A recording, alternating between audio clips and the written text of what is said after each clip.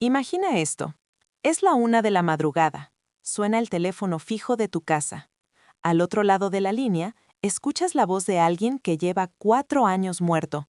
Te pide que abras la puerta, porque afuera hace frío. ¿Qué harías tú?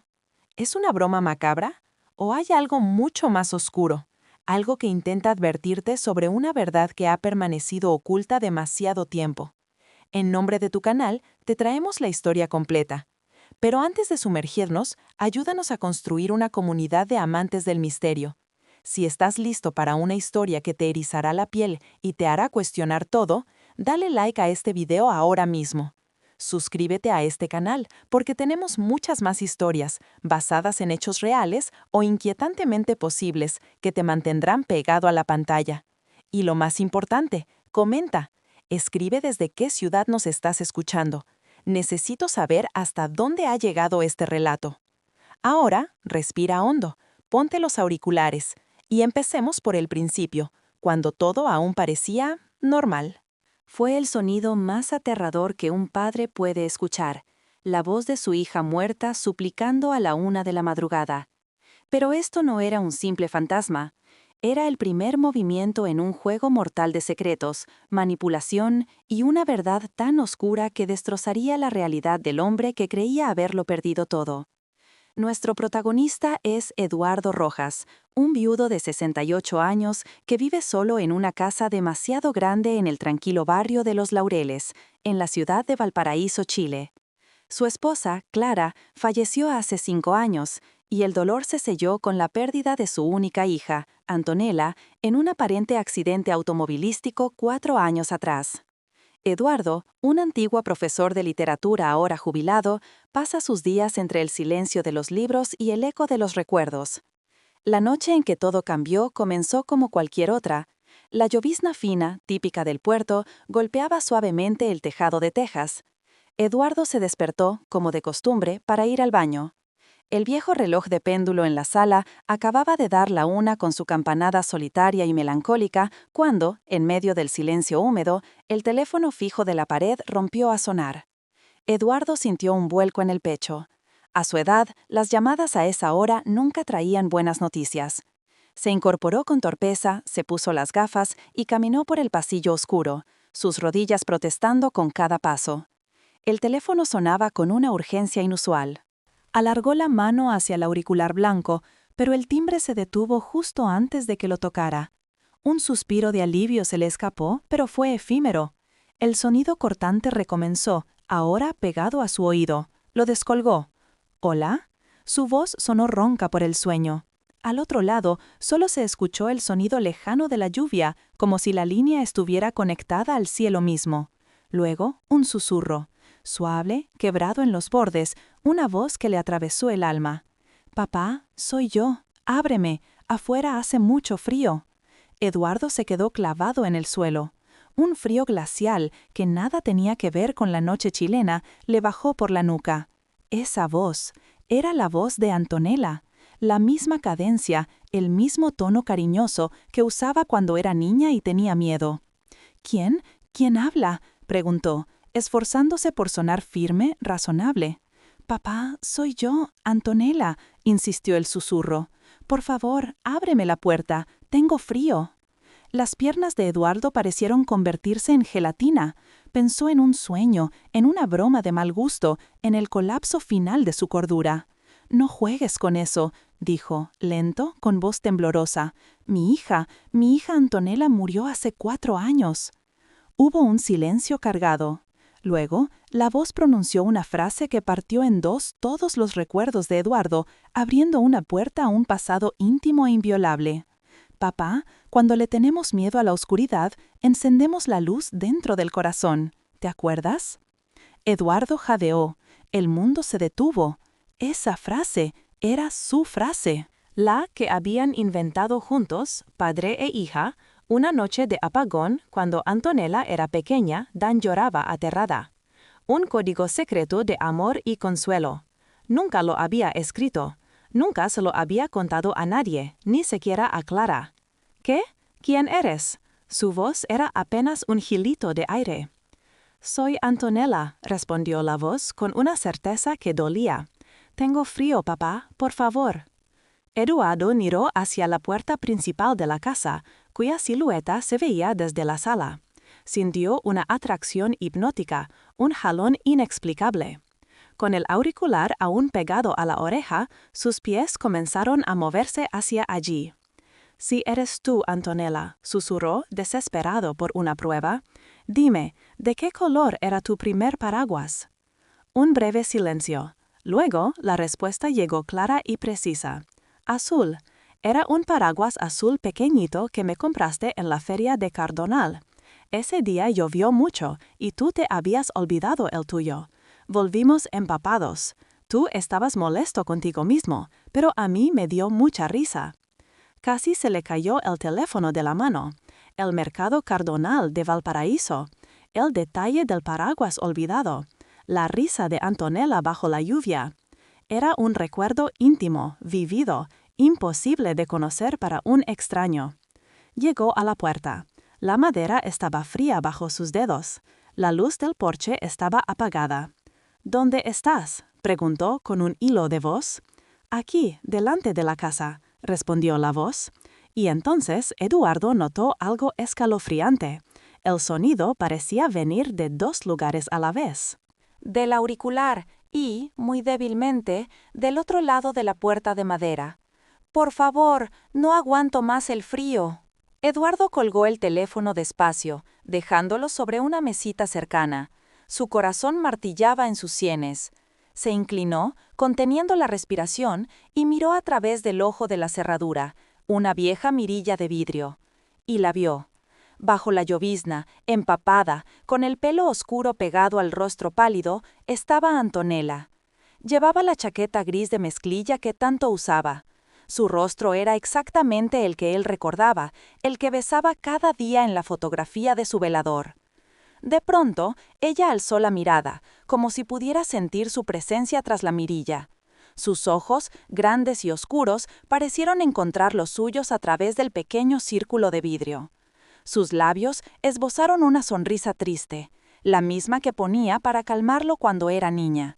Y, sin emitir sonido, sus labios formaron dos palabras.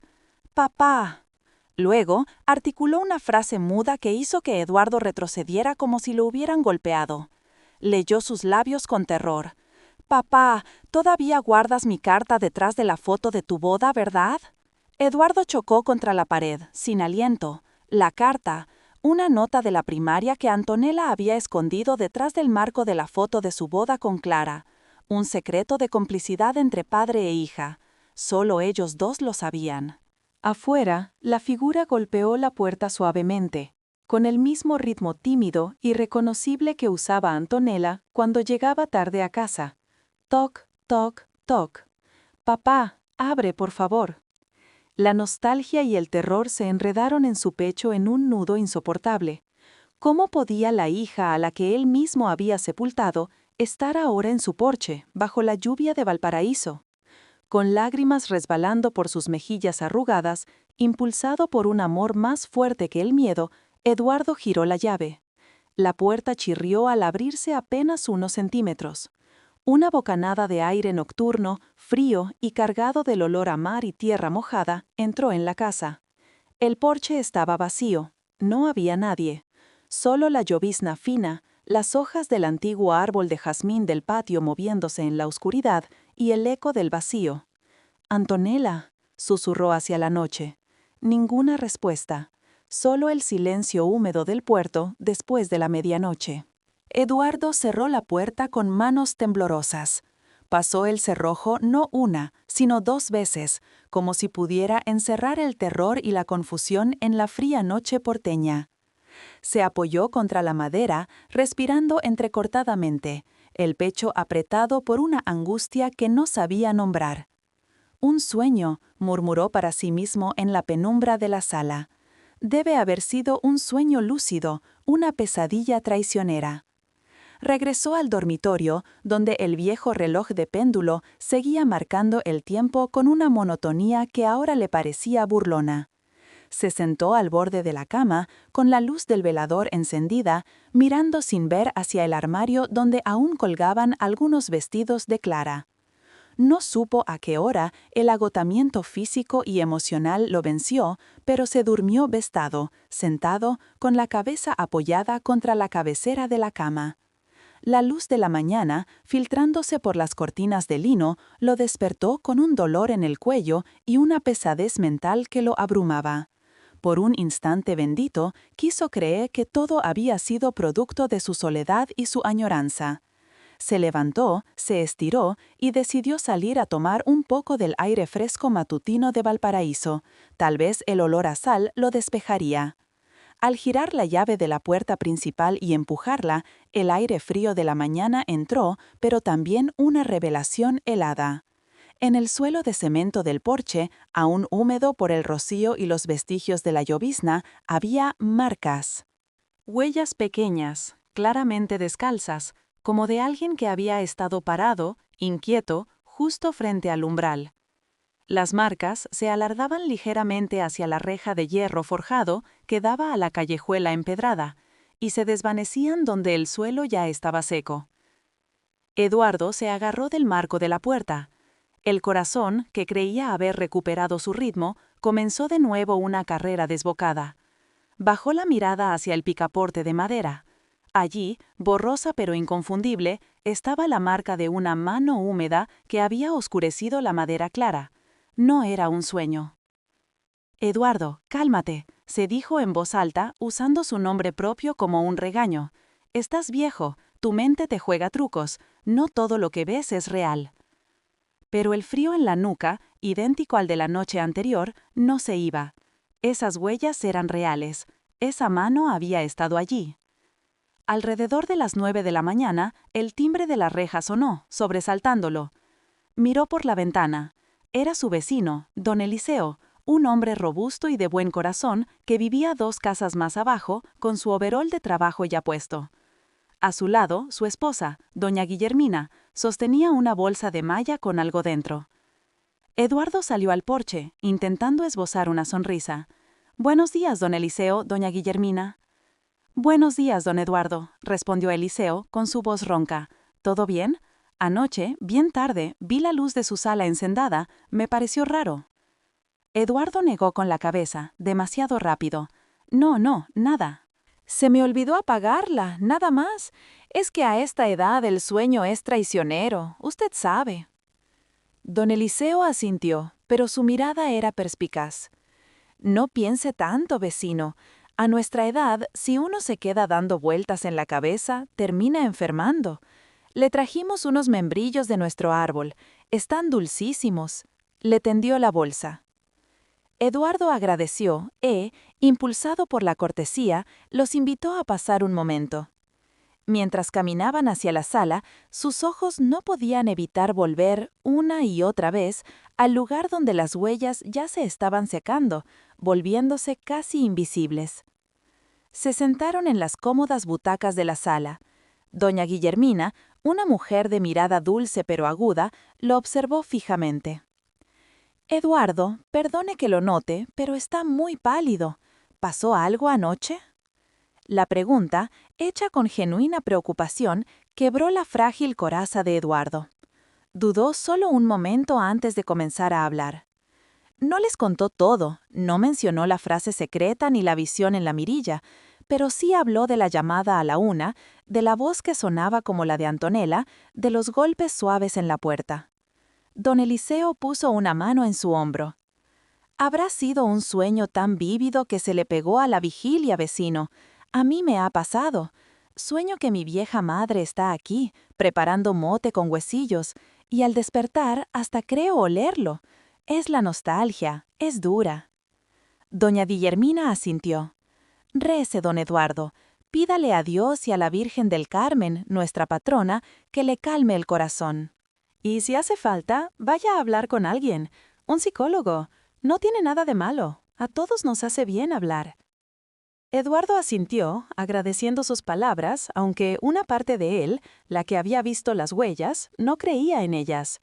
Cuando sus vecinos se fueron, el silencio de la casa volvió, ahora cargado de una nueva dimensión, la duda. ¿Estaba realmente perdiendo la cordura? Al mediodía, un coche gris oscuro, impecable, se detuvo frente a la casa. De él bajó Sergio Lerma, su yerno.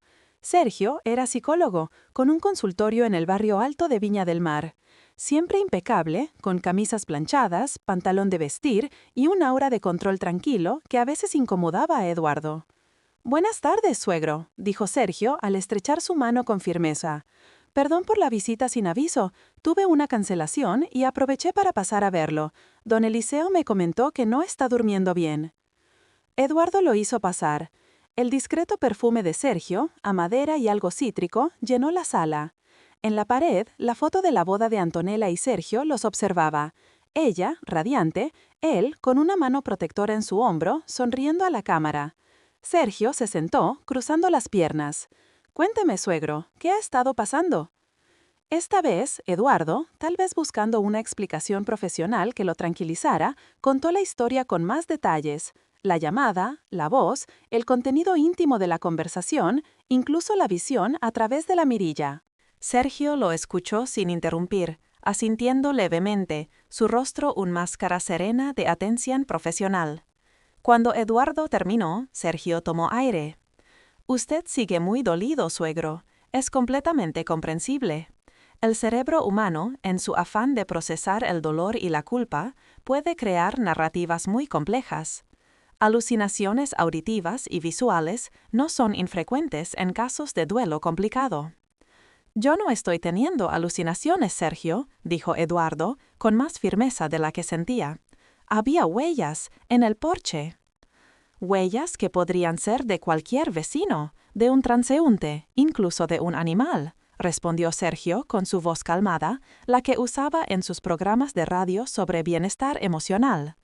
«Pero la llamada, en mi opinión, es la clave. Usted y Antonella eran muy unidos. Su muerte fue súbita, traumática.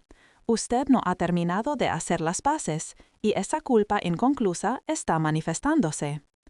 Eduardo lo miró, sintiéndose por un lado invalidado y por otro casi convencido por la lógica clínica. «Mire, suegro», continuó Sergio, sacando una agenda de cuero. «Yo puedo ayudarlo, no como familia, sino como profesional. Venga a mi consulta en Viña. Hablemos con calma, sin presiones. Eso no significa que esté loco, significa que no tiene que cargar solo con este peso». Eduardo se resistió. «No quiero pastillas, Sergio». Sergio sonrió, una sonrisa amplia y reconfortante. «Empezaremos solo hablando, se lo prometo. Si luego vemos que se necesita otra cosa, lo derivaría a un psiquiatra colega, de toda mi confianza. Paso a paso». Anotó algo en su agenda. «Mañana, a las 4 de la tarde, le reservé el espacio. ¿Qué le parece?» Eduardo, vencido por la fatiga y la aparente sensatez, asintió. Después de hablar un rato más de trivialidades, Sergio se despidió. Antes de salir, se detuvo frente a la foto de la boda y pasó un pedo por el borde del marco. «La extraño todos los días, suegro», murmuró. «Yo también», alcanzó a responder Eduardo.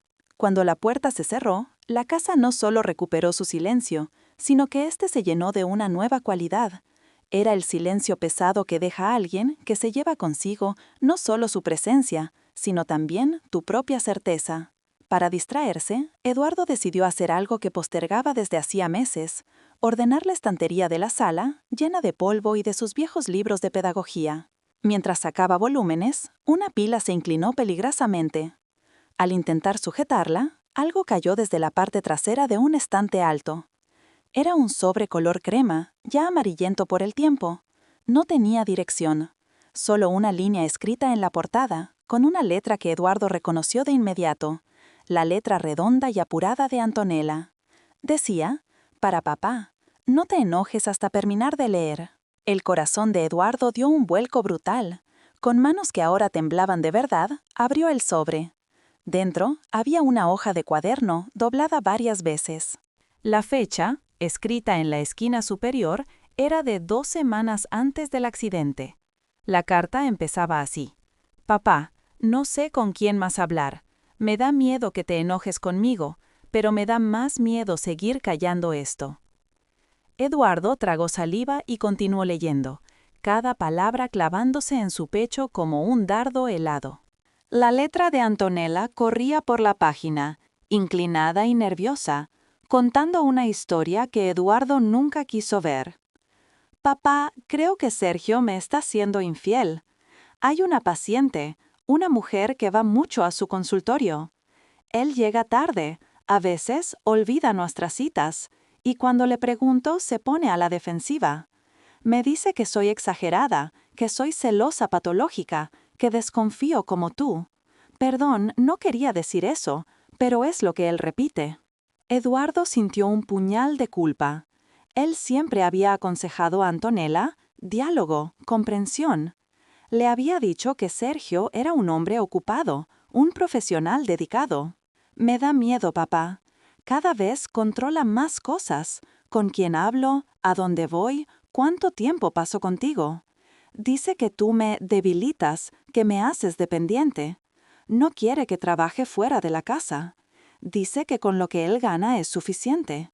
Me siento atrapada en mi propia vida. Las lágrimas nublaron la visión de Eduardo. Recordaba breves comentarios de Antonella que él atribuyó a los altibajos de cualquier matrimonio. ¿Cómo había sido tan ciego? Luego vino la frase que le heló la sangre. Si algún día me pasa algo, papá, por favor, no creas ciegamente todo lo que diga Sergio. Guardo algunas cosas por si acaso. Te quiero mucho. La carta terminaba ahí, sin firma, como un grito ahogado en el papel. Eduardo dejó la hoja sobre la mesa, con la mano temblando tanto que el papel susurró. El mundo a su alrededor, la sala polvorienta, los libros viejos, todo pareció encogerse, volverse irreal. Solo la carta era tangible, un fósil de angustia de su hija, una advertencia que llegaba 4 años tarde. Levantó la vista hacia la foto de la boda. La sonrisa de Sergio, que siempre le había parecido segura y amorosa, ahora le resultaba calculada, posesiva. La mano en el hombro de Antonella ya no parecía protectora, sino dominante. En ese momento, su teléfono móvil vibró sobre la mesa. Un mensaje de Sergio. Suegro, nos vemos mañana a las 4 p.m. en mi consultorio. No se olvide. Espero poder ayudarlo. El mensaje, cortés y profesional, ahora le parecía una orden disfrazada, un recordatorio de que estaba siendo observado, guiado.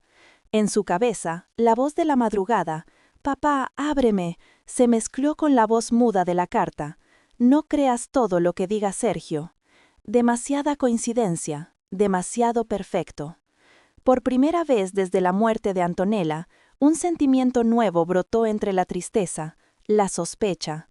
Algo no cuadraba, y ya no podía fingir que no lo veía. No pudo quedarse en casa. La carta quemaba en su mente. Tomó un abrigo y, casi sin pensar, se dirigió al cementerio número 1 de Valparaíso, el camposanto antiguo y empinado donde descansaba Antonella. El cielo gris plomizo de la tarde se avenía con su estado de ánimo.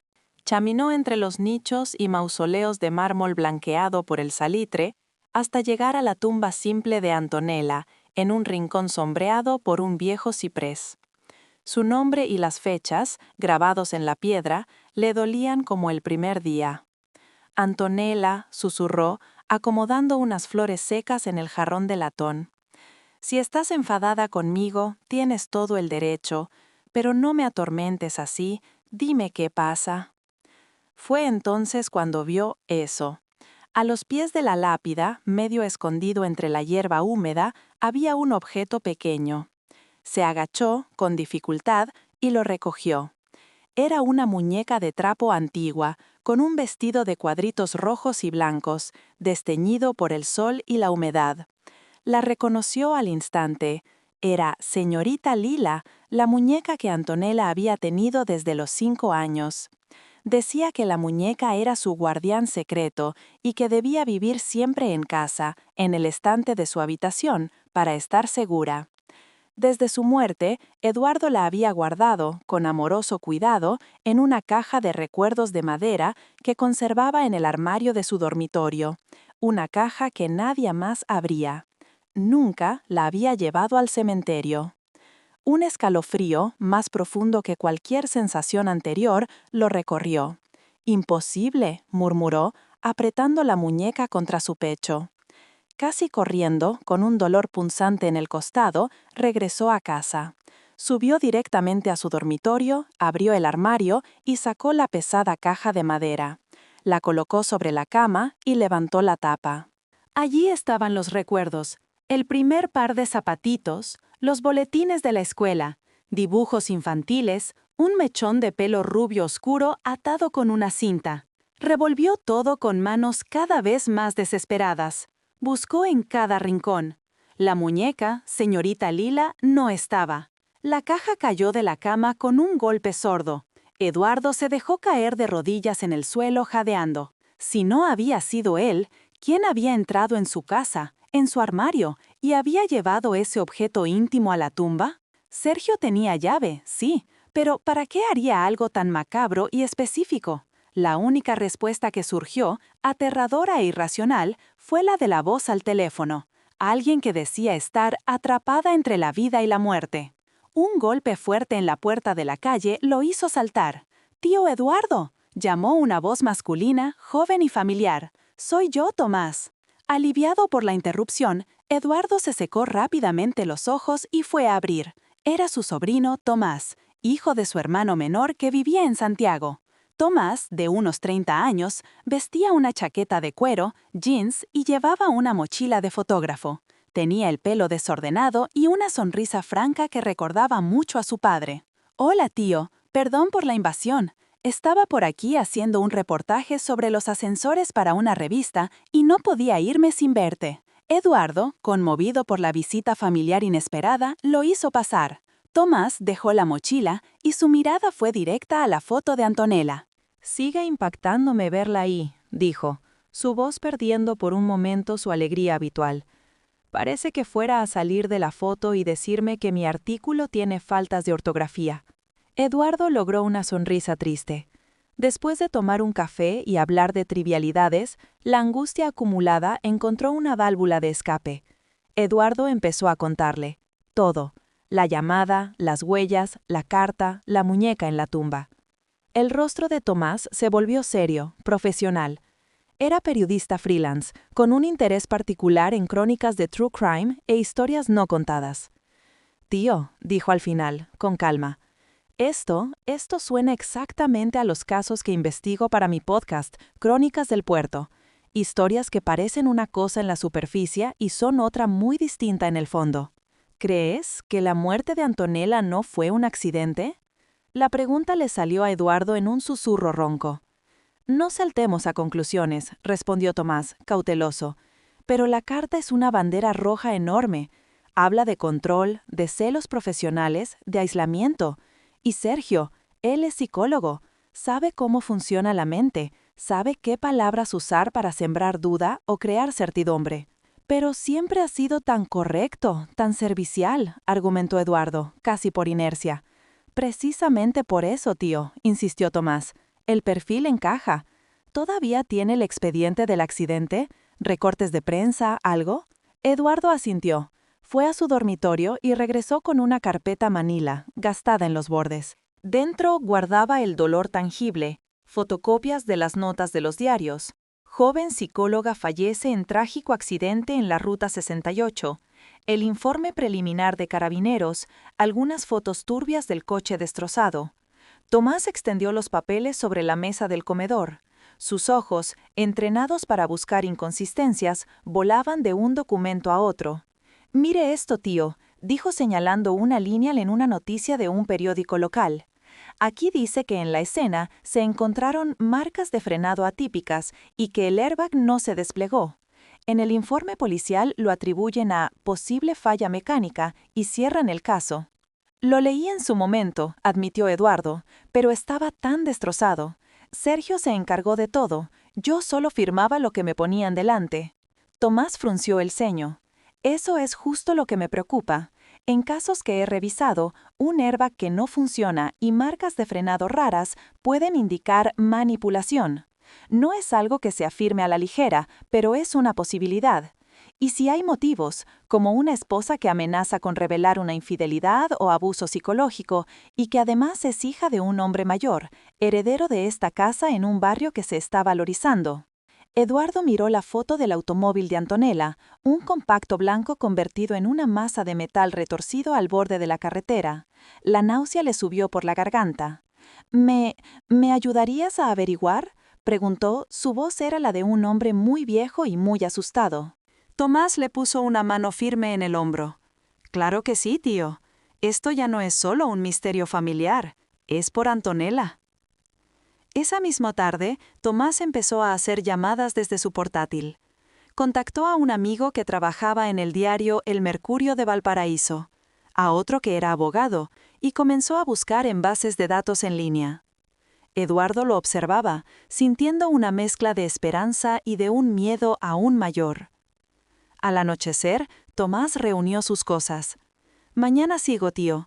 Voy a ver si puedo hablar con el mecánico que revisó el coche o con alguien de la brigada de accidentes. Pero prométame algo. Si pasa algo, cualquier cosa rara, me llama inmediatamente. No se quede solo. Cuando Tomás se fue en su motocicleta, una Honda antigua, la casa no volvió a sumirse en el mismo silencio de antes. Ahora resonaba con el eco de una pregunta aterradora y con el tenue rumor de una verdad que empezaba a agrietar la superficie. Esa noche, Eduardo no pudo dormir. Daba vueltas en la cama, las imágenes de la carta, la muñeca, el coche destrozado, girando en su mente como un caleidoscopio de horrores. Miró el reloj de la mesilla. Marcaba las 00:50. 2 minutos para la 1. Su corazón comenzó a latir con fuerza, anticipando el terror. Desde la cama, podía ver, a través de la puerta abierta del dormitorio, la silueta oscura del teléfono fijo en la mesa de la sala. Imposible, susurró para sí. No va a volver a pasar. El reloj dio la campanada grave de la 1. Inmediatamente después, como si hubiera estado esperando la señal, el teléfono comenzó a sonar, su timbre estridente cortando la quietud de la madrugada como un grito. Eduardo sintió que las rodillas le flaqueaban incluso estando acostado.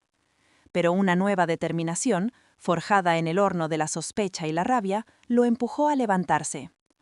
Caminó con paso firme por el pasillo, tomó el auricular con una mano que apenas temblaba. «Hola. ¿Papá?» Era la voz de Antonella, pero esta vez sonaba diferente, más lejana, más ronca, como ahogada por la estática de un lugar muy profundo. «¿Por qué me haces esto? ¿Por qué no viniste antes?» Eduardo contuvo el llanto. «Si eres tú, Antonella, ¿por qué no te manifestaste cuando yo me consumía de dolor hace 4 años? ¿Por qué ahora?» Un suspiro largo, cargado de una tristeza infinita, llegó por la línea. «Estuve atrapada. No podía llegar hasta ti». «¿Atrapada? ¿Dónde?» «Entre la vida y la muerte», respondió la voz, como si fuera lo más natural del mundo. Alguien me retiene aquí. Alguien no quiere que hable». Un nombre, uno solo, se clavó como una estaca en la mente de Eduardo. «¿Quién?», preguntó, aunque ya lo sabía. Hubo unos segundos de silencio, solo el zumbido de la línea. Luego, apenas un soplo, una confidencia fantasma. «No confíes en Sergio». La línea se cortó, dejándolo solo en la oscuridad, con el auricular mudo en la mano y una certeza aterradora creciendo en su corazón. La mañana siguiente amaneció gris sobre Valparaíso, pero en la mente de Eduardo había tomado forma una fría y clara decisión. La llamada de la madrugada, con su advertencia susurrada, había transformado su miedo paralizante en una determinación enfocada. Ya no era solo un anciano atormentado por fantasmas, era un padre con una misión. Recién salía de la ducha cuando el timbre de la reja sonó, estridente e inesperado. Miró por la ventana del pasillo. El coche gris oscuro de Sergio ya estaba estacionado afuera. Había llegado antes de la hora de su cita, sin avisar. Eduardo se vistió rápidamente y abrió la puerta. Allí estaba Sergio, impecable como de costumbre, en una camisa color beige y pantalones caqui, con su maletín de cuero al hombro. Su sonrisa era amplia, pero no llegaba a los ojos, que escudriñaron a Eduardo con rapidez. «Buenos días, suegro. Mil disculpas por la hora. Anoche no pude dejar de pensar en usted. Me preocupé. Su tono era suave, paternalista. Eduardo lo hizo pasar, manteniendo una rigidez cautelosa. Se sentaron en la sala, frente a frente. Sergio puso el maletín a su lado, como un médico preparando sus herramientas. «Lo veo agotado», observó Sergio, reclinándose. «¿Volvió a tener sueños?» Eduardo contuvo las palabras que quería decir. Sabía que cualquier mención de la última llamada lo llevaría de nuevo al terreno de las alucinaciones. Guardó silencio, un silencio que era en sí mismo una respuesta. «Hablo en serio sobre la consulta», insistió Sergio, ignorando el mutismo. «Necesita un espacio seguro para desahogarse, sin juzgar. Le reservé el espacio para las 4. Si quiere, lo puedo llevar desde aquí». «Tengo cosas que hacer esta mañana», respondió Eduardo, manteniendo la voz neutra. «¿Qué cosas?». La pregunta fue rápida, casi automática. La voz seguía siendo suave, pero había una dureza recién pulida en el borde de las palabras, como el filo de un escalpelo. Eduardo no respondió. Sabía que mencionar el centro de salud sería su sentencia de locura. Sergio sonrió, una sonrisa que no alteró la frialdad de su mirada.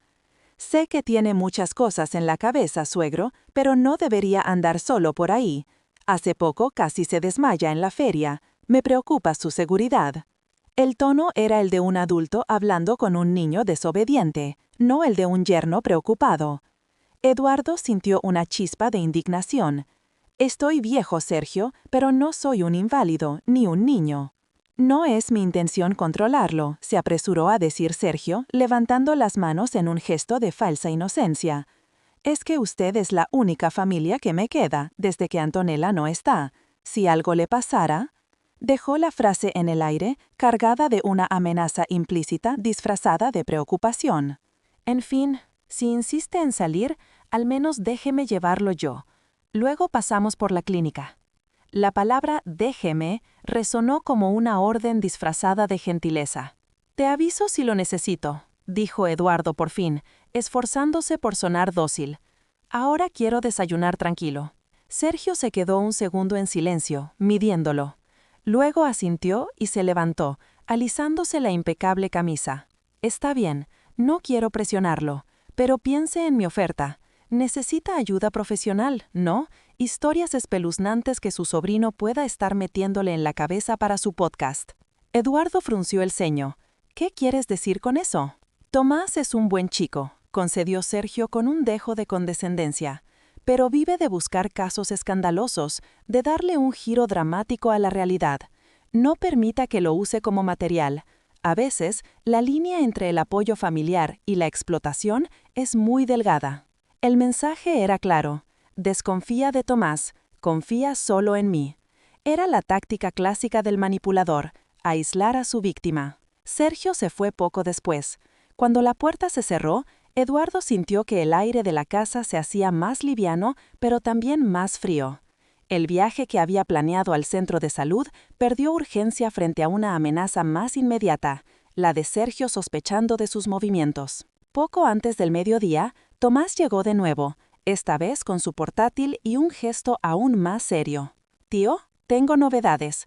Pero antes, ¿tiene todavía la computadora portátil de Antonella?» Eduardo asintió. «Está en su habitación. Nunca tuve el valor de encenderla». «¿Me permite intentar?», preguntó Tomás. «Puede haber correos, notas, algo que nos dé una pista». Entraron en la habitación de Antonella, conservada casi como un santuario. El aire olía a polvo y a la esencia de lavanda que a ella le gustaba. Sobre el escritorio de madera clara, la laptop negra permanecía cerrada. Eduardo la tocó con reverencia antes de abrirla. Tomás la encendió. Por suerte, la batería se había conservado. La pantalla pidió una contraseña. «¿Qué contraseña solía usar?», murmuró Tomás. Eduardo miró la foto en el portarretratos, Antonella riendo en la playa de Concón. Nunca le gustaron las complicadas. Para todo usaba fechas o frases simples. Probó combinaciones con su nombre y fechas clave. Nada. Después de varios intentos, a Eduardo se le ocurrió una idea, inspirada por la llamada fantasma. Prueba con luz en el corazón. Tomás lo miró, sorprendido, pero tecleó la frase. La pantalla parpadeó y, con un suave zumbido, se desbloqueó. Un nudo se le formó en la garganta a Eduardo. Era como violar la última intimidad de su hija, pero era necesario. Tomás navegó con respeto. Había carpetas de trabajo, presentaciones, documentos contables, hasta que encontró una carpeta marcada como personal privado. No tenía contraseña adicional. Dentro había varios archivos de texto. Tomás abrió uno titulado ¿Por qué tengo miedo? .txt. Las palabras de Antonella llenaron la pantalla, un torrente de angustia digital. No sé cómo empezar. Cada día me siento más pequeña dentro de mi propia casa. Sergio controla todo, el dinero, mis salidas, hasta mis conversaciones con papá. Si llego 10 minutos tarde de visitarlo, hay un interrogatorio. Dice que papá me hace débil, que me convierte en una niña dependiente. Ayer revisé su teléfono por primera vez y vi mensajes. Con una paciente. No son mensajes profesionales, suegro, son cariñosos, confusos. Cuando se lo confronté, él se enfureció. Dijo que estaba loca, que mi herencia paranoica de papá estaba saliendo a flote. Me llamó dramática. Dijo que si hablaba con alguien, arruinaría la reputación de papá en el colegio de profesores, que diría que su duelo lo ha vuelto inestable. Tengo miedo, papá, un miedo frío y real. El archivo terminaba ahí. Tomás y Eduardo se miraron, el horror compartido flotando en el aire quieto de la habitación. «Esto es una bomba, tío», dijo Tomás en voz baja. «Es un motivo. Si ella amenazaba con exponerlo ante el colegio de psicólogos, su carrera se iba al tacho, con lo que él valora su imagen pública». Eduardo recordó entonces, con un dolor renovado, las veces que Antonella le había insinuado querer separarse, y él, ciego, siempre le había dicho: «Da tiempo al tiempo, hija, todos los matrimonios pasan por crisis». La culpa lo golpeó con la fuerza de un maremoto. «No es solo su culpa, tío», dijo Tomás, poniendo una mano en su hombro. «Él es un manipulador experto. La culpa es de quien ejerce el control y el daño». Decidieron que Tomás copiaría esos archivos en una memoria USB. Mientras lo hacía, Eduardo, para distraer la mente, decidió ir al mercado Cardonal a comprar verduras. Necesitaba el bullicio familiar, los olores a marisco fresco y fruta, la normalidad. Pero la normalidad ya no existía para él. Estaba regateando el precio de unos pimientos cuando algo, una presencia, lo hizo girar la cabeza. Al otro lado del pasillo, cerca de un puesto de sopas, una mujer estaba de pie, inmóvil, mirándolo. Llevaba una chaqueta gris, el pelo recogido en una coleta baja, y en su mano izquierda sostenía un paraguas plegable azul, el mismo paraguas azul del recuerdo. Su rostro, aunque visto a distancia, era idéntico al de Antonella, no una semejanza, sino una réplica. El corazón de Eduardo se detuvo. «Antonella», susurró. La mujer, entonces, hizo un gesto mínimo pero específico. Levantó su mano libre y con el dedo índice golpeó 2 veces su sien, justo en la misma forma en que Antonella se señalaba la cabeza cuando de niña hacía novillos en sus clases de piano y Eduardo la pillaba. Un camión de reparto pasó entre ellos, obstruyendo la vista por un segundo. Cuando pasó, el puesto de sopas estaba ahí, la mujer no. Eduardo se quedó plantado en medio de la multitud, la bolsa de las compras a punto de caerse de la mano. El vendedor de pimientos lo miró con preocupación. «¿Se siente bien, don?» Eduardo forzó una sonrisa y asintió, alejándose con paso tambaleante. Esta vez no había sido una alucinación en la noche, había sido a plena luz del día, en un lugar público. Esa noche, sentado en su butaca, recibió un mensaje de Tomás. «Tío, encontré algo más sobre el auto. No fue un simple choque. Mañana vengo temprano y le explico. Cuídese». Eduardo miró el mensaje sintiendo una calma extraña. El miedo no había desaparecido, pero se había transformado. Ahora tenía una dirección, la verdad. Y cada nueva pieza, por macabra que fuera, era un paso hacia ella. Afuera, el viento del puerto sacudía las ramas del jazmín. En su mente ya no veía solo el rostro de Antonella en el mercado, sino también el de Sergio, sonriendo su sonrisa perfecta. Y supo, con una certeza profunda y tranquila, que la batalla por la memoria de su hija, y tal vez por su propia vida, apenas comenzaba. Al día siguiente, Tomás llegó más temprano de lo prometido, su rostro marcado por una seriedad nueva. Traía su portátil y una carpeta de anillas llena de papeles impresos. «Tío, anoche estuve hablando con un contacto, un amigo que hizo sus prácticas en la PDI de Valparaíso», dijo apenas se sentaron en la cocina, el aroma del café recién hecho entre ellos. Pudo echar un vistazo, de forma no oficial, a algunas anotaciones internas del caso de Antonella. Eduardo apretó la taza entre sus manos, buscando calor. ¿Y? Tomás abrió la carpeta y señaló una hoja. El informe oficial dice accidente único, falla mecánica probable, pero en las notas del perito mecánico adjunto hay una observación manuscrita. Tomás leyó. Sistema de frenos presenta desconexiones inusuales en el circuito hidráulico. No parecen por desgaste, sino por manipulación. Sugiero ampliar investigación. La sala pareció inclinarse levemente para Eduardo. ¿Manipulación? ¿Cómo?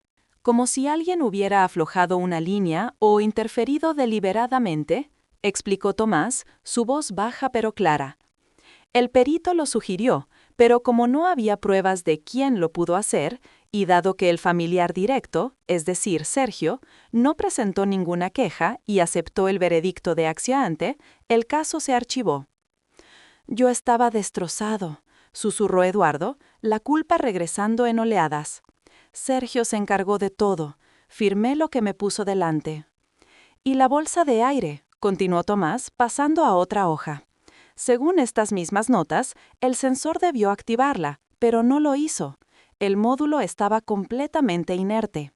Otra vez, se apuntó a falla del fabricante, pero mi contacto me dice que es un método conocido, aunque imposible de probar sin una investigación forense agresiva». Eduardo miró la foto del auto destrozado que Tomás había impreso. La náusea fue física, ardiente. «Entonces, ¿tenemos que ir a la PDI? ¿Denunciar?» «Podemos ir», admitió Tomás, cerrando la carpeta.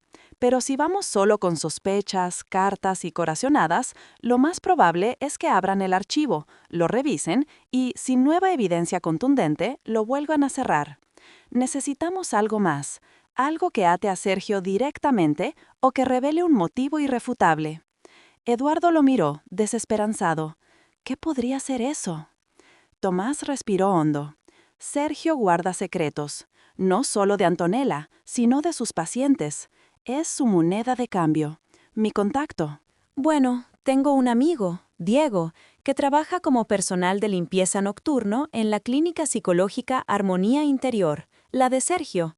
Me dice que hay un cuarto, al fondo del consultorio, al que solo Sergio tiene acceso, un archivo privado. Diego dice que a veces Sergio se queda hasta muy tarde allí, solo. Una chispa de temor, mezclada con una curiosidad irresistible, iluminó los ojos de Eduardo. ¿Estás pensando, entrada ahí? Alguien tiene que hacerlo, tío, y no podemos pedir una orden judicial con lo que tenemos. La mirada de Tomás era firme. Diego puede dejarnos entrar por la puerta de servicio, de noche, cuando no haya nadie. Él no se arriesgará a subir con nosotros, pero nos dará una ventana. Era una locura, era peligroso, pero Eduardo, al pensar en la frase «no confíes en Sergio» susurrada en la oscuridad, asintió. «Voy contigo». La clínica Armonía Interior quedaba en un edificio moderno de vidrio y acero en el sector alto de Viña del Mar.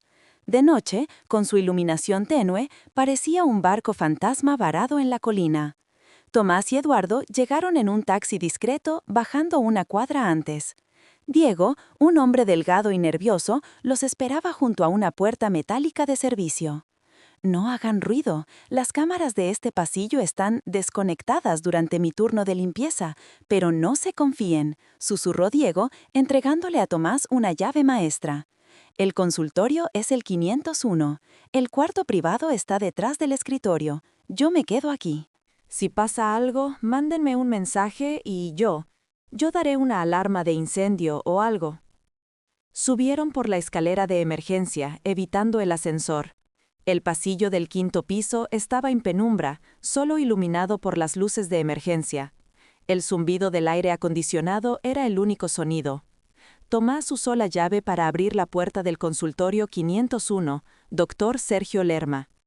El lugar era exactamente como Eduardo lo recordaba de sus pocas visitas diurnas: sofás beige, lámparas de luz cálida, estanterías con libros de psicología, una escultura abstracta en un rincón.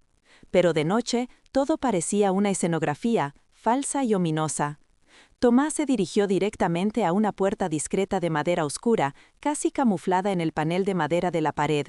No tenía pomo, solo una cerradura de seguridad.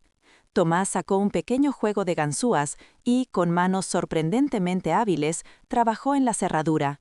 Después de unos minutos eternos, un clic sordo resonó en el silencio. El cuarto era estrecho, más un closet amplio que una habitación. Estaba forrado de estanterías metálicas llenas de archivadores ordenados con códigos. En un pequeño escritorio descansaba una computadora de escritorio antigua y varias unidades de disco duro externas alineadas como soldados. Tomás conectó una de ellas, marcada con la etiqueta Grabaciones, Sesiones, año 0104, a su propio portátil. La pantalla se llenó de carpetas con fechas y códigos alfanumíricos. Busquemos algo después de la muerte de Antonella, murmuró Tomás, desplazándose rápidamente. Encontraron una carpeta llamada Paciente VR, Proceso Identidad. Contenía varios archivos de video. Tomás abrió el más reciente. La imagen mostraba el consultorio desde un ángulo fijo, la cámara semioculta tras un estante. En el sofá, de perfil, estaba sentada una mujer joven. Tenía el pelo castaño oscuro recogido. Llevaba un suéter sencillo. No se le veía completamente el rostro, pero su silueta, la forma en que inclinaba la cabeza, era inquietantemente familiar. Sergio, fuera de cámara, hablaba con su voz terapéutica, calmada. ¿Y cuándo comenzó esta sensación de no encajar, Valeria? Valeria. El nombre resonó en el cuarto estrecho. La mujer, Valeria, respondió. Su voz era un poco más grave que la de Antonella, pero el timbre, la cadencia, eran un eco perturbador. Siempre, doctor, desde que tengo uso de razón. Mis padres, los que me criaron, son buenas personas, pero hay un vacío. Sé que soy adoptada. Ellos me lo contaron, pero la historia nunca me cuadró del todo. Es como si me hubieran armado un rompecabezas con piezas de distintas cajas. Eduardo se agarró al borde del escritorio. Adoptada. Sergio hizo una pregunta guía. ¿Has soñado alguna vez con otra familia? ¿Con otra madre? ¿Otro padre? Valeria se encogió de hombros, un gesto que Antonella también hacía. A veces sueño con una voz de mujer que me llama hija, pero no es la voz de mi mamá, la que conozco. Y una vez, mi madre adoptiva se confundió. Estaba enferma y con fiebre. Dijo que me habían traído de una clinita vieja en el puerto, casi cerrada. Se corrigió al instante, pero yo lo escuché. ¿Una clínica vieja en el puerto? Eduardo sintió que el suelo se abría bajo sus pies. Antonella había nacido en la Clínica Santa Lucía, una pequeña institución semi-privada en el Cerro Alegre de Valparaíso, que cerró sus puertas años atrás. Tomás abrió otro archivo de video de una sesión anterior. En ella, Valeria decía, con voz quebrada, «A veces siento que hay otra yo, una que se quedó atrás. Veo las noticias a veces, veo tragedias y siento un dolor que no es mío, como un luto ajeno». Los fragmentos empezaban a encajar con un estruendo silencioso que atronaba la mente de Eduardo. Gemelas. Adopción ilegal. Una clínica. Sergio, el psicólogo, encontrando a una paciente con un vacío identitario que coincidía milagrosamente con la historia de su esposa fallecida. «Es una coincidencia imposible», jadeó Eduardo. «No es coincidencia, tío. dijo Tomás, su rostro pálido a la luz del portátil. Él la encontró, o ella lo encontró a él después de ver las noticias del accidente. Y él vio la oportunidad, una paciente maleable, con una herida profunda, que se parece a su esposa. Es el sujeto de estudio perfecto, o algo peor. Tomás copió rápidamente varios archivos críticos en su memoria USB. Reorganizaron todo para que no se notara el disturbio y salieron del cuarto, cerrando la puerta con cuidado. El descenso por la escalera de emergencia fue una huida silenciosa. Diego los esperaba abajo, aliviado. De vuelta en la casa de Eduardo, en el silencio seguro de la madrugada, Tomás expuso su teoría. Sergio sabía o intuyó la verdad sobre el nacimiento de Antonella. Tal vez ella misma lo descubrió y se lo contó, o tal vez él husmeó en sus cosas y encontró inconsistencias. Cuando la relación se volvió tóxica y Antonella se volvió una amenaza para su carrera, él la eliminó. Pero luego apareció Valeria, el gemelo perdido, una réplica viva de su problema. Y él, en lugar de ayudarla, la estudió, la manipuló, tal vez incluso la usó para atormentarlo a usted, para hacerlo parecer loco y quedarse con todo. Eduardo, sentado en su sillón, sentía el peso de los años y del horror. ¿Y la voz? ¿Las llamadas? Podría ser Valeria, imitándola bajo la influencia de Sergio. Él le dio los recuerdos, las frases secretas que sacó de las cosas de Antonella. O... Tomás hizo una pausa. O hay algo que no podemos explicar. Pero lo que sí podemos explicar es el motivo, la oportunidad y el método. Tenemos que ir a esa clínica, tío, a la Clínica Santa Lucía. Tenemos que encontrar el acta de nacimiento de Antonella y ver si allí hubo otro bebé ese día. Eduardo asintió, exhausto pero más lúcido que nunca.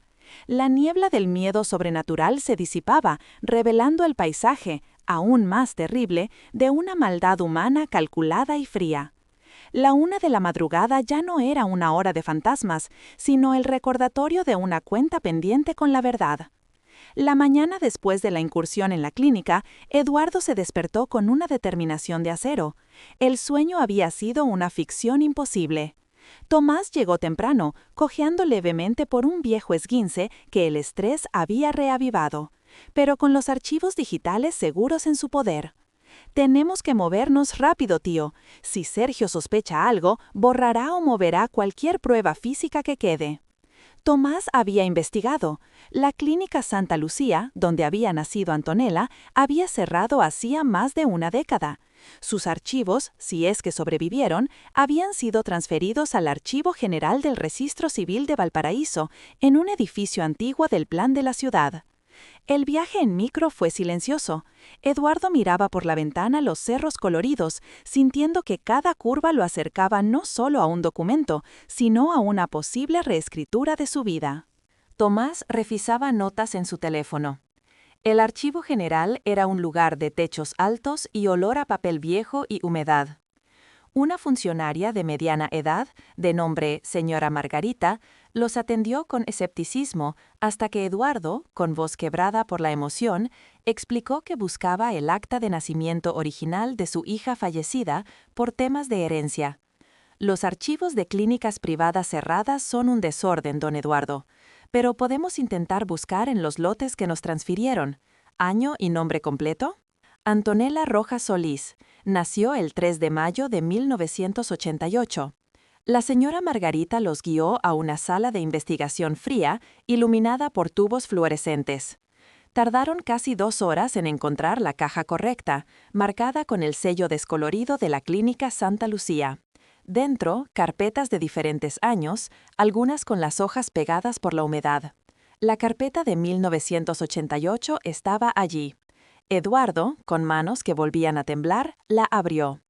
Encontró el libro de registros de partos, con entradas manuscritas con tinta azul ya desteñida. Allí estaba, parto número 156, 3 de mayo de 1988, 4:17 horas. Madre, Clara Solís. Padre, Eduardo Rojas. Producto, niña. Nombre, Antonella. Peso, 3.2 kilogramos. Médico de turno, Dr. Aníbal Castro. Eduardo suspiró, una mezcla de alivio y decepción. Todo parecía en orden, pero Tomás, con su mirada de periodista, no se dio por vencido. Pasó los dedos por la página, deteniéndose en los márgenes, en las anotaciones pequeñas. «Espere, tío, mire aquí». Señaló una esquina de la página. Junto al número de parto 156, escrito con la misma tinta, pero un trazo ligeramente diferente, casi un garabato, había una anotación. Ver parto gemelar registrado en libro SEP. ¿Libro SEP?, preguntó Eduardo, el corazón acelerándose. Separado o secreto, musitó Tomás. Señora Margarita, llamó. ¿Hay otro libro de registros para esta clínica? ¿Quizás uno no oficial? La funcionaria se puso nerviosa. Bueno, en esos tiempos, Don, a veces los médicos llevaban registros paralelos, para casos complicados. No deberían existir, pero a veces aparecen en donaciones de familias. No tenemos nada así aquí. Fue un callejón sin salida, pero la anotación era una prueba, un fantasma en el papel. Alguien, tal vez el doctor Castro, había sabido de un gemelo. Al salir del archivo, bajo la grisácea luz del día portuario, Eduardo sintió el peso de la verdad a medias, más dolorosa que la ignorancia. Tenían una sospecha documentada, pero no una prueba irrefutable. Y tenían un enemigo que sabía que estaban husmeando. Esa misma tarde, el plan de Tomás para visitar al antiguo mecánico que revisó el auto de Antonella se truncó. Mientras caminaba hacia su motocicleta, estacionada cerca del mercado, los frenos fallaron. No por completo, sino de forma espasmódica, traicionera, justo al tomar una curva empinada cerca del Cerro Barón. La moto se fue de lado, arrastrándolo varios metros antes de estrellarse contra un contenedor de basura. Tomás no murió. Pero el resultado fue una pierna fracturada, el mismo esguince agravado, costillas magulladas y un brazo lleno de cortes. La ambulancia lo llevó al hospital Carlos Van Buren. Eduardo, que recibió la llamada de un testigo, llegó al hospital con el alma en un hilo. Encontró a Tomás pálido y con dolor, pero lúcido, en una sala de urgencias abarrotada. «Tío», le dijo Tomás, agarrándole la mano con fuerza, «no fue un accidente. El mecánico de la grúa lo dijo. Había un tornillo del sistema de freno completamente suelto, recién aflojado, no fue desgaste». Eduardo sintió un frío mortal. El método era el mismo, un accidente por falla mecánica. Primero Antonella, ahora Tomás. «Tienes que irte de mi casa», insistió Tomás, con voz entrecortada por el dolor. «Él sabe que estás investigando. Está limpiando el campo. Toma». Le pasó, disimuladamente, la memoria USB con los archivos de la clínica. «Guarda esto en un lugar seguro. Y busca a los padres adoptivos de Valeria. Es nuestro único flanco ahora». Eduardo asintió, el miedo convertido en una rabia fría y silenciosa.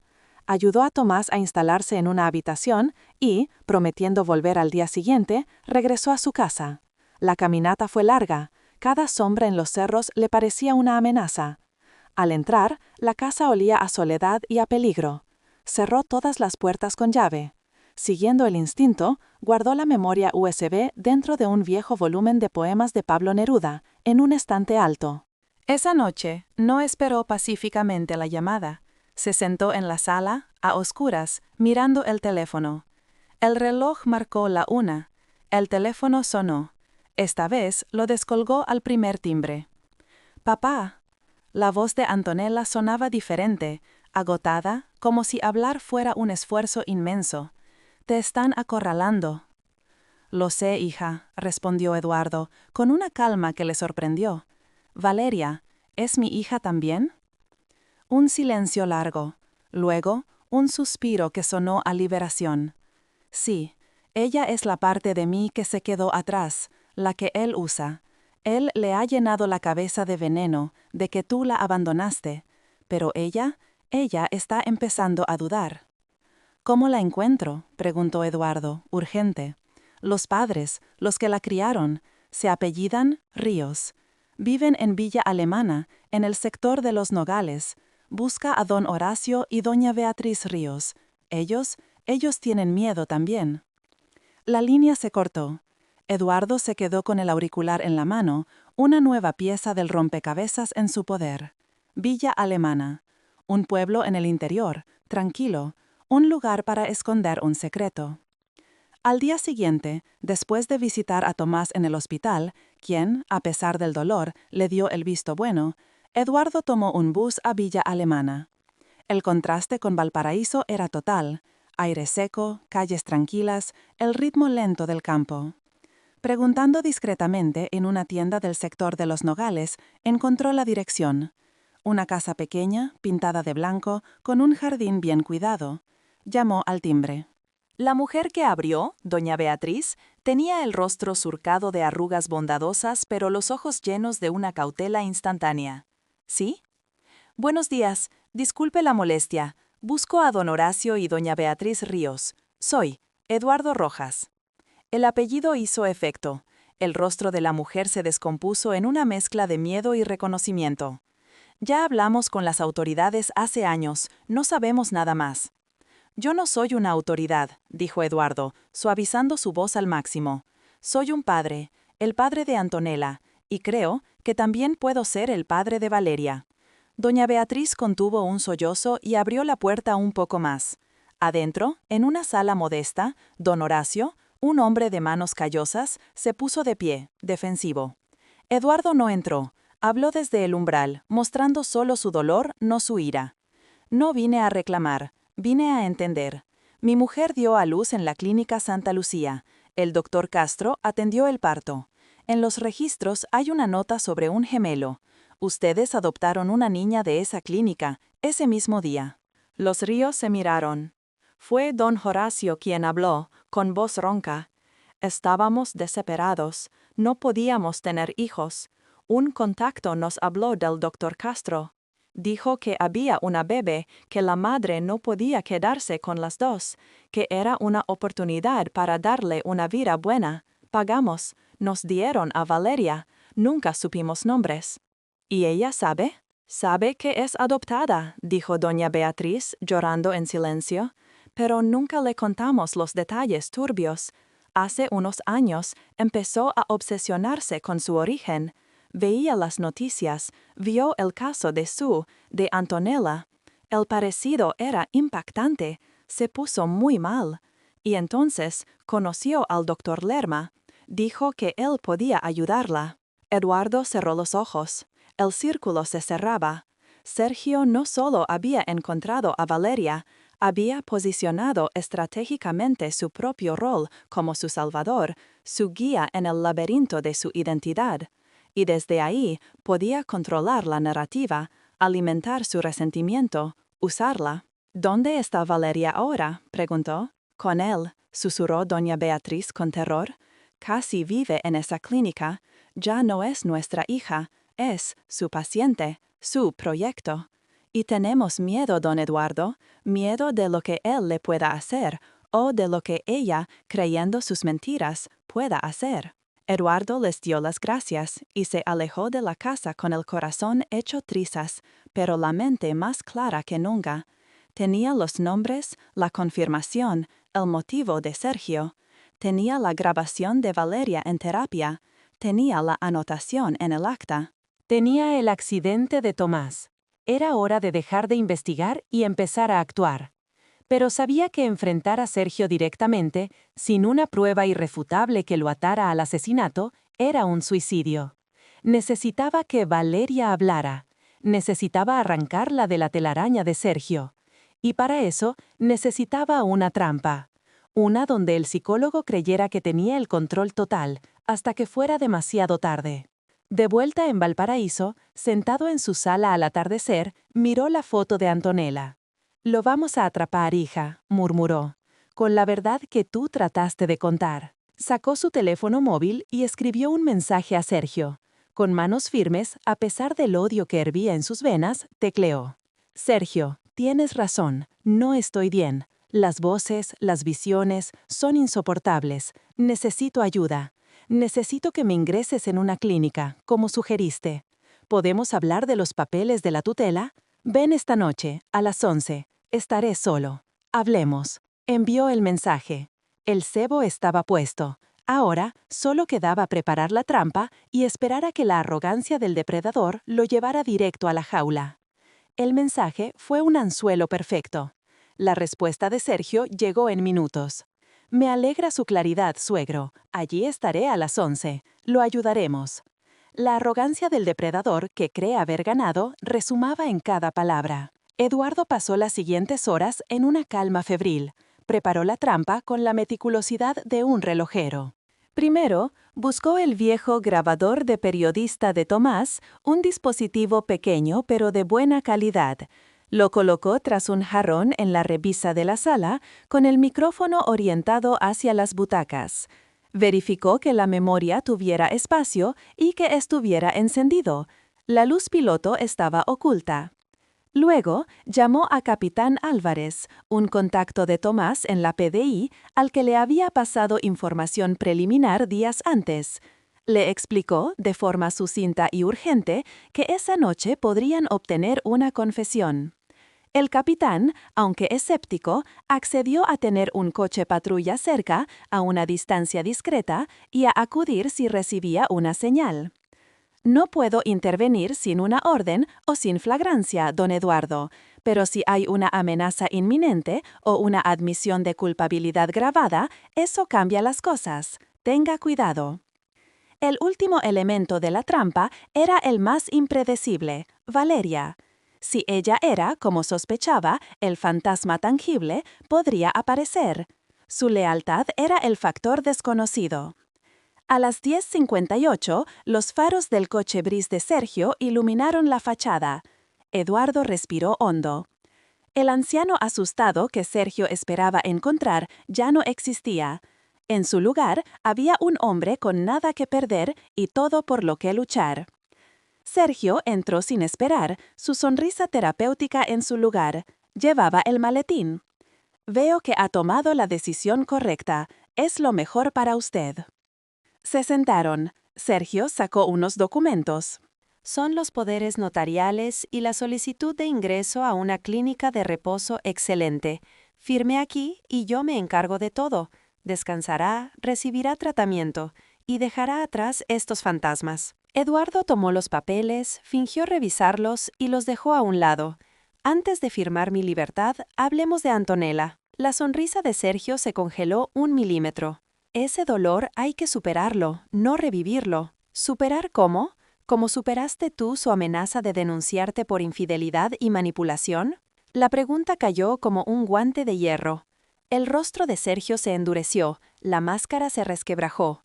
No sé de qué habla, ella estaba trastornada. Como la paciente Valeria Ríos, ¿no?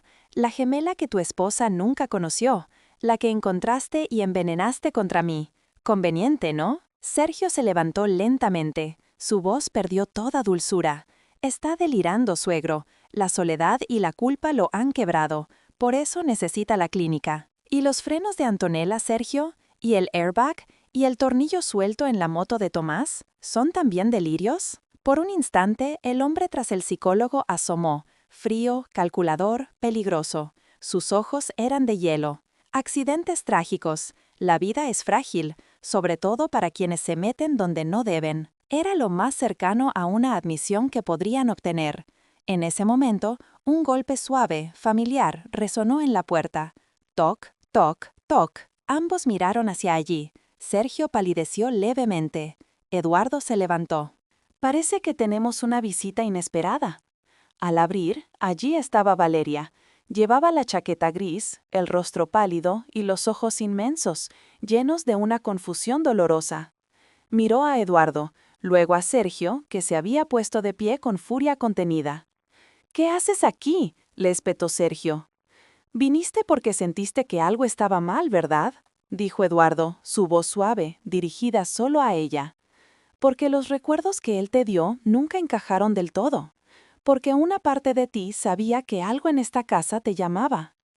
Valeria miró a Sergio, su supuesto salvador, y vio por primera vez el destello de ira pura en sus ojos, la máscara rota. Dio un paso atrás, asustada. «Ella no te creerá, Eduardo», dijo Sergio, recuperando la compostura. «Sabe que la abandonaste, yo le mostré la prueba». «¿Una prueba que fabricaste?». Eduardo no le quitaba la vista de encima a Valeria. Tu nombre era Valeria Rojas. Naciste 3 minutos después que Antonella. Un médico corrupto te vendió. Yo nunca supe que existías.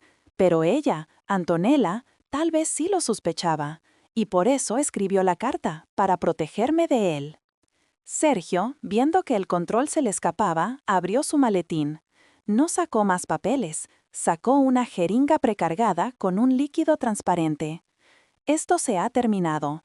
Un sedante fuerte, suegro. Mañana despertará confundido, habiendo tenido un brote psicótico. Nadie creerá la historia de un anciano que atacó a su yerno y luego olvidó todo. Apuntó hacia Eduardo. Valeria gritó, ¡No! En ese segundo de distracción, Eduardo, con una fuerza que no sabía que tenía, agarró el pesado cenicero de cristal de la mesa y lo lanzó.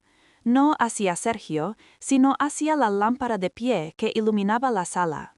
La oscuridad fue instantánea y absoluta. En la negrura se oyó el rugido de Sergio, el ruido de muebles al chocar y luego un grito de dolor y un golpe sordo. Eduardo encendió la linterna de su teléfono. Sergio yacía disuelo, al pie de los escalones que bajaban al pequeño patio trasero, inmóvil, la jeringa rota a su lado. Se había golpeado la cabeza al caer. Valeria sollozaba, quieta en medio de la sala. Afuera ya se oían las sirenas acercándose, alertadas por el capitán Álvarez, quien debió escuchar el altercado a través de la llamada abierta que Eduardo había mantenido en su bolsillo. La trampa había funcionado. El depredador había caído.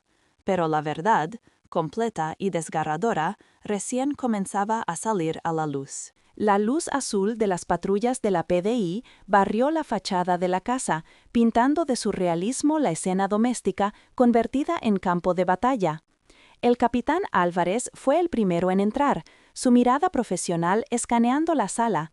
El anciano tembloroso pero erguido, la joven llorando y el hombre inconsciente al pie de las escaleras junto a una jeringa rota. La grabación fue la clave. Mientras los paramédicos atendían a Sergio, que recuperaba la conciencia con una conmoción y una furia impotente, Álvarez escuchó el audio. La voz fría de Sergio admitiendo los accidentes, refiriéndose a las muertes como fragilidad de quienes se meten donde no deben, resonó en el silencio de la sala. No era una confesión completa, pero era más que suficiente para una detención y una orden de allanamiento. Esa misma noche, la PDI registró la clínica Armonía Interior. En el archivo secreto encontraron no solo las grabaciones de Valeria, sino un diario digital de Sergio. Allí, en un lenguaje clínico y distante, detallaba su intervención en la vida de Valeria, cómo la había identificado tras ver su foto en un reportaje sobre búsqueda de orígenes, cómo había manipulado sus sesiones para exacerbar su rencor hacia una familia biológica abandonadora que él mismo inventó, y cómo, de forma sutil, la había entrenado para imitar a Antonella, usando recuerdos robados de su computadora y su diario íntimo. El sujeto VR muestra una plasticidad identitaria notable, decía una entrada. La incorporación de los recuerdos de A es un éxito terapéutico, para mis fines. La conexión emocional con ER, el padre, es el catalizador necesario para desestabilizarlo. El fantasma es más convincente que cualquier amenaza real. Era la prueba de la manipulación premeditada. Pero faltaba el eslabón más oscuro, el asesinato. Fue el mecánico de la grúa, el mismo que atendió a Tomás, quien, tras la detención de Sergio, se presentó voluntariamente. Temía haber sido cómplice sin saberlo. Contó que, semanas antes del accidente de Antonella, un hombre elegante, que coincidía con la descripción de Sergio, le había pedido revisar discretamente el sistema de frenos del auto de su esposa, diciendo que ella se quejaba de ruidos. El mecánico accedió, pero el hombre insistió en quedarse observando. Ahora pienso, dijo el hombre, pálido, que pudo haber aflojado algo cuando yo di la vuelta a buscar una herramienta. Con esto, la teoría del fiscal tomó forma sólida. Sergio Lerma, ante la inminente denuncia de su esposa que arruinaría su carrera, planeó un accidente mortal. Luego, al descubrir la existencia de la gemela perdida de su víctima, vio una oportunidad siniestra: usar a Valeria para asegurar el control sobre la herencia de Eduardo, la casa en el cerro, con su valor creciente, y, de paso, deshacerse de un suegro incómodo, haciéndolo parecer demente. Las semanas siguientes fueron un torbellino de declaraciones, titulares escandalosos, psicólogo de Viña implicado en asesinato y manipulación siniestra, y el lento, doloroso proceso de reconstruir una verdad. Para Valeria fue un colapso y un renacer. La revelación de que su salvador era en realidad su carcelero psicológico y que la familia a la que creía haber sido abandonada nunca supo de su existencia, la sumió en una profunda crisis. Fue ingresada en una clínica de reposo, pero una diferente, lejos de la influencia de Sergio. Eduardo la visitaba cada semana. Al principio solo se sentaban en silencio. Luego empezaron a compartir fotos. Él le mostró álbumes de Antonella de niña. Valeria veía su propio rostro en esas imágenes, con otro nombre, otra vida. El dolor era inmenso, pero también, lentamente, surgía un vínculo, una conexión de sangre y de pérdida compartida. Tomás, desde su cama de hospital y luego con muletas, usó su podcast para narrar la historia, respetando los detalles sensibles, pero exponiendo el modus operandi de Sergio. El caso se convirtió en un ejemplo nacional de gaslighting criminal y de los peligros de la manipulación psicológica. Sergio Lerma fue formalmente acusado de homicidio calificado, tentativa de homicidio por Tomás, coacción, manipulación psicológica y fraude. Sus bienes fueron embargados. Su imagen pública destruida. Una tarde tranquila, meses después, Eduardo y Valeria fueron juntos al cementerio. Frente a la tumba de Antonella, Eduardo tomó la mano de Valeria. Era una mano cálida, real, no un fantasma. «Perdón por no buscarte», susurró Eduardo, las lágrimas cayendo libremente. «Perdón por haber creído que me habías abandonado», respondió Valeria, su voz un eco suave de la que él tanto había añorado, pero con una identidad propia, renaciendo. No era un reemplazo, era una reconciliación, con el pasado, con la verdad y con la parte de su familia que el destino y la maldad de un hombre le habían robado. Eduardo supo entonces que las llamadas a la 1 de la madrugada nunca volverían. El fantasma había encontrado paz, y él, al fin, podía dormir. El proceso judicial contra Sergio Lerma fue lento, meticuloso y mediático. Cada audiencia era un nuevo capítulo de horror que se revelaba ante los tribunales y la prensa. La grabación de la noche del enfrentamiento, el diario digital, el testimonio del mecánico y, de manera crucial, el informe pericial definitivo sobre el coche de Antonella, que ahora, con una orden judicial, pudo ser desguazado y examinado a fondo, formaron una cadena de evidencia irrompible. Se encontraron marcas de herramientas en las líneas de freno, compatibles con una manipulación intencionada días antes del accidente. Sergio, al verse acorralado, intentó una última jugada: declararse no culpable por razones de instabilidad mental temporal, alegando que el duelo por su esposa lo había llevado a un trastorno. Pero sus propias grabaciones, donde planeaba fríamente la manipulación de Valeria durante meses, desmoronaron por completo esa defensa. La justicia chilena no fue piadosa con el hombre que había usado sus conocimientos para el mal. Mientras el mecanismo legal giraba, la vida en la casa del Cerro Alegre comenzaba a latir con un ritmo nuevo, uno de lenta sanación. Valeria fue dada de alta de la clínica de reposo.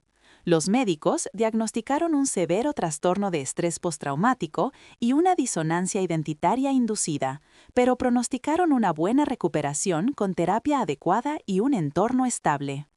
Doña Beatriz y don Horacio Ríos, tras una conversación emotiva y llena de llanto con Eduardo, acordaron que lo mejor para Valeria era que viviera con su padre biológico, manteniendo ellos un contacto cercano y amoroso.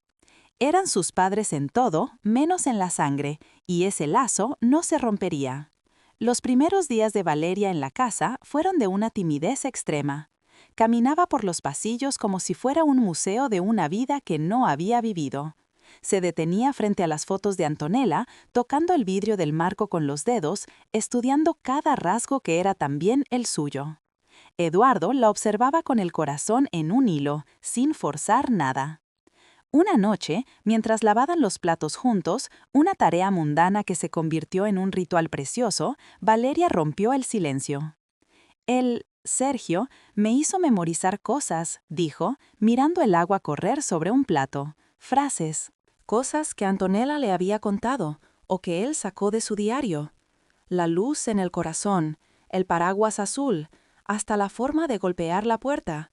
Me decía que era un ejercicio de empatía radical, que para sanar mi abandono tenía que convertirme en ella, entender su dolor. Hizo una pausa, su voz se quebró. Pero era para hacerte daño a ti, para volverte loco de remordimiento y miedo. Eduardo dejó el plato que estaba enjuagando y puso una mano, aún húmeda, sobre la de ella. Tú no tenías forma de saberlo. Él era un experto en romper personas y volverlas a armar a su antojo. A veces, susurró ella, cuando te llamaba o golpeaba la puerta, en algún lugar muy profundo, sentía que estaba mal, pero su voz en mi cabeza era más fuerte. Me decía que tú eras el monstruo, que yo era la vengadora. Fue entonces cuando Eduardo entendió la dualidad de las apariciones. A veces era Valeria, físicamente, actuando bajo la influencia de Sergio, pero otras veces los detalles imposibles, aparecer y desaparecer en un abrir y cerrar de ojos, conocer secretos que ni Sergio podía saber, seguían sin explicación. Tal vez, se dijo, en los estados de trance inducidos por la manipulación y la confusión identitaria, Valeria había accedido a algo más, a un eco de la conexión gemela, a un residuo de la conciencia de Antonella que clamaba justicia. Prefirió no indagar más. Algunos misterios era mejor dejarlos en paz, como heridas que finalmente cicatrizan. Tomás, ya recuperado, se convirtió en un visitante frecuente. Él y Valeria formaron una curiosa amistad.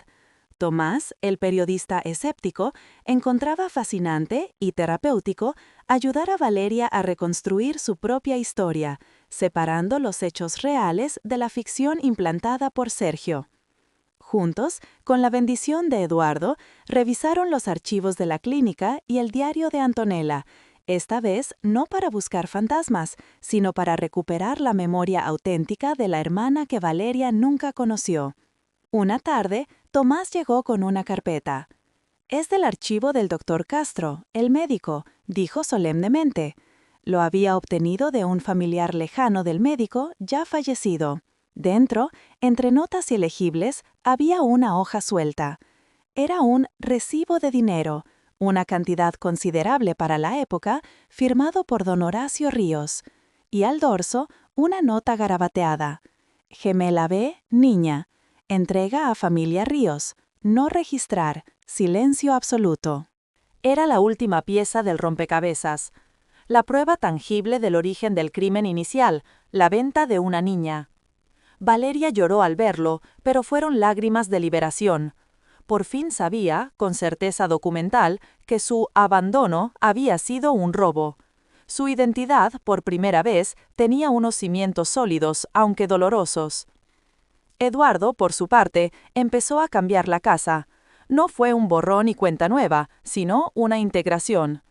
En la sala, junto al gran retrato de Antonella en su graduación, colocó una foto nueva, tomada por Tomás. Eduardo y Valeria sentados en el muelle de Valparaíso, sonriendo con timidez, el océano Pacífico a sus espaldas. Era el retrato de un nuevo comienzo.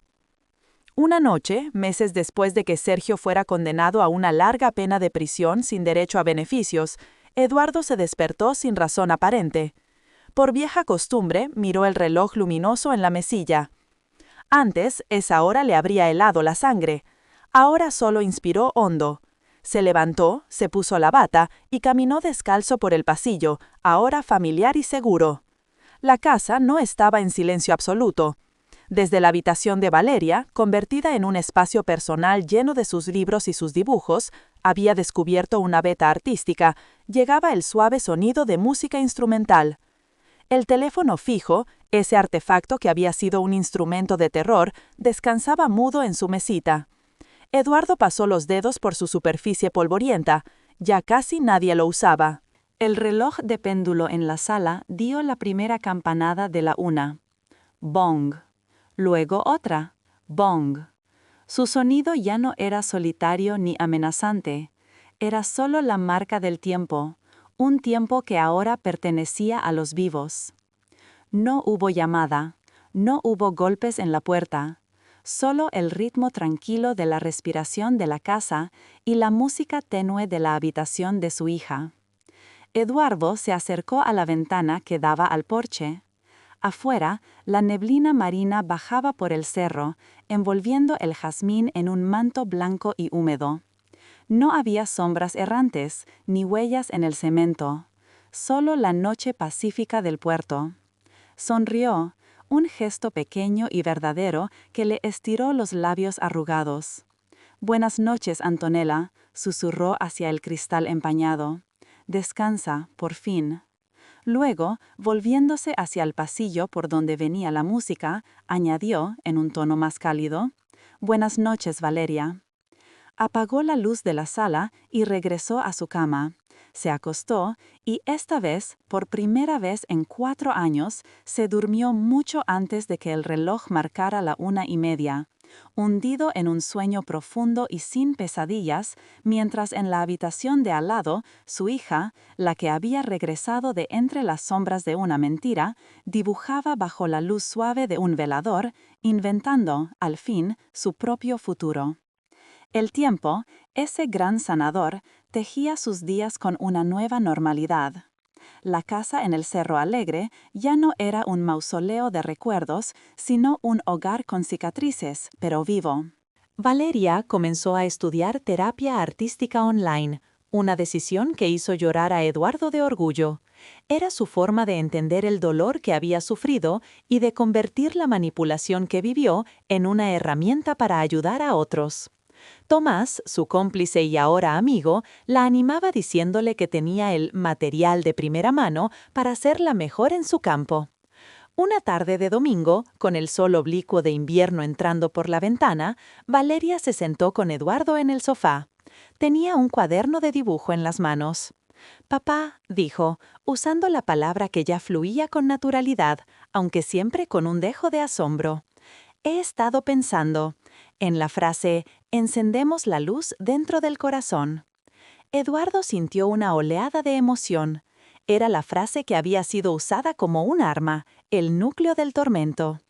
«Quiero reclamarla», continuó Valeria. Sus ojos, tan parecidos a los de Antonella, pero con una luz propia, brillaban con determinación. No para asustar, para sanar, porque al final eso fue lo que pasó. En la oscuridad más grande, tú encendiste una luz. No te rendiste, buscaste la verdad, por más aterradora que fuera. Abrió el cuaderno. En la página había un dibujo hermoso y simbólico. Mostraba 2 manos, una de una persona mayor y arrugada y otra más joven, entrelazándose. De su punto de unión nacía un pequeño hilo de luz que se transformaba en un faro, iluminando un mar nocturno y embravecido. Al pie del dibujo, con su letra ya distinta a la de Antonella, había escrito: «Contra la oscuridad, la luz del corazón. Contra la mentira, la verdad. Contra el olvido, el amor». Eduardo no pudo contener las lágrimas. Eran lágrimas dulces, de una purga final. Tomó la mano de Valeria y la apretó. «Es perfecta», atinó a decir. Ella, Antonella, hubiera amado saber que la frase volvió a su propósito original. Fue en ese momento de paz doméstica cuando sonó el timbre de la puerta. Era el cartero, con un sobre oficial. Era una notificación del tribunal. Sergio Lerma había presentado una apelación. El proceso, aparentemente, no había terminado del todo. Una sombra fría cruzó por la sala. Valeria palideció. Eduardo sintió un antiguo nudo en el estómago. ¿Volverían los fantasmas legales a atormentarlos? Pero la sombra pasó rápido. Tomás, que había llegado para almorzar y escuchó la noticia, soltó un bufido. «Es una táctica desesperada. Con la evidencia que hay, no va a ninguna parte, pero es su último intento de ejercer control, de sembrar miedo. Eduardo miró a Valeria, luego a Tomás y finalmente al dibujo del faro. Respiró hondo. Tiene razón. Él ya no tiene poder aquí. Su oscuridad ya no puede apagar nuestra luz. Al día siguiente, en lugar de angustiarse, los tres tomaron una decisión. Irían, juntos, a la audiencia de apelación. No como víctimas aterradas, sino como testigos de su propia resiliencia. Valeria llevaría consigo el dibujo, doblado en su bolso, como un talismán. La sala del tribunal era fría y formal. Sergio, con traje y ya con el aspecto demacrado de la prisión, los vio entrar. Su mirada buscó a Eduardo con el desprecio de antaño, pero cuando vio a Valeria a su lado, erguida, mirándolo a los ojos sin pestañear, algo se quebró en su arrogancia. Ella ya no era su marioneta, era una mujer entera, y su presencia era la acusación más elocuente. La apelación fue desestimada en cuestión de horas. Los argumentos de la defensa fueron débiles, repetitivos. La sentencia se mantuvo firme. Al salir del edificio, la luz del día pareció más brillante. Esa noche celebraron con una cena sencilla en casa. Fue entonces cuando Valeria hizo algo inesperado. Sacó de su bolso no solo el dibujo, sino una caja pequeña y vieja. «Lo encontré hoy, ordenando el altillo», dijo, dirigiéndose a Eduardo. «Tiene tu nombre». Era la caja de madera donde Eduardo guardaba los recuerdos más íntimos de Antonella. La abrió. Dentro, entre los zapatitos y los mechones de pelo, había un sobre que él no recordaba haber visto nunca. Estaba dirigido a él, en la letra de Antonella, pero con una postdata. Para si alguna vez la verdad sale a la luz. Con manos que ahora temblaban por una razón completamente distinta, Eduardo abrió el sobre. Era una carta corta. «Querido papá, si estás leyendo esto, es porque descubriste lo de mi posible hermana. Hace un año, mamá, en uno de sus momentos de lucidez antes de partir, me contó un secreto. Dijo que el parto fue confuso, que escuchó otro llanto, débil, que luego se desvaneció. El doctor Castro le dijo que era un gemelo que no sobrevivió. Ella nunca lo creyó del todo, pero el dolor la consumía y cayó. Yo empecé a investigar por mi cuenta, en secreto. Es por eso que Sergio está tan nervioso. Creo que él encontró algo en mis cosas y sabe que yo sé. Si me pasa algo, papá, busca a mi otra mitad. Y cuídala, como siempre me cuidaste a mí. Te amo, tu Antonella». El silencio que siguió fue sagrado. No era un silencio de horror, sino de revelación final. Antonella sabía, o al menos sospechaba, y su búsqueda de la verdad, sumada a la amenaza que representaba para Sergio por su infidelidad y control, la selló su destino. La carta confirmaba que el móvil del crimen era doble: silenciar a la esposa que lo denunciaría y enterrar el secreto del gemelo que, de salir a la luz, podría cuestionar todo. Valeria lloró, pero eran lágrimas de una conexión profundamente reconfortante. Su hermana no solo era una víctima, había sido, en su último acto de amor, una buscadora de justicia para ambas. Eduardo enmarcó la nueva carta junto al dibujo del faro en la pared de la sala. Ahora, el rincón contaba la historia completa: el amor, la pérdida, la traición, la búsqueda, la verdad y, finalmente, la reparación. Los meses pasaron. La notoriedad del caso se apagó, reemplazada por otras noticias. La paz se hizo duradera. Una noche, Eduardo, Valeria y Tomás, ahora casi un hijo para Eduardo, estaban viendo una película en la sala. Era tarde. De repente, el viejo reloj de péndulo empezó a dar la una. Bong, bong. Los tres guardaron silencio, escuchando. Fue Tomás quien rompió el hechizo, bostezando exageradamente. «Uy, la una. Me ganó el sueño. Me voy a mi cueva». Valeria sonrió. «Yo también. Buenas noches, papá». «Buenas noches, hija», respondió Eduardo, con el corazón tan lleno que le costaba hablar. Apagaron las luces y se retiraron a sus habitaciones. Eduardo se acostó, escuchando los sonidos reconfortantes de la casa, el crujido de la madera, el viento lejano, el tic-tac constante del reloj que ya no marcaba una cuenta regresiva hacia el terror, sino el simple, precioso, avance del tiempo que compartía con su familia. Miró hacia la ventana, donde la luz de luna se filtraba por las cortinas. Antes, esa oscuridad estaba llena de presencias amenazantes. Ahora, solo estaba llena de paz. Cerró los ojos y, por muchos años más, nunca volvió a despertarse a la 1 de la madrugada. Fin. Esta historia, la de Eduardo, Antonella y Valeria, llegó a su fin. Pero el eco de sus verdades queda resonando. Si este relato te llegó al corazón, si te mantuvo en vilo hasta el final, no dejes que se apague esa luz. Dale like a este video si crees que la verdad, por dura que sea, siempre vale la pena ser contada. Suscríbete para no perderte las próximas crónicas de misterio y realidad que tenemos preparadas. Y ahora, lo más importante, comenta. ¿Qué parte de esta historia te impactó más? ¿Crees que hay fantasmas que son, en realidad, ecos de verdades no dichas?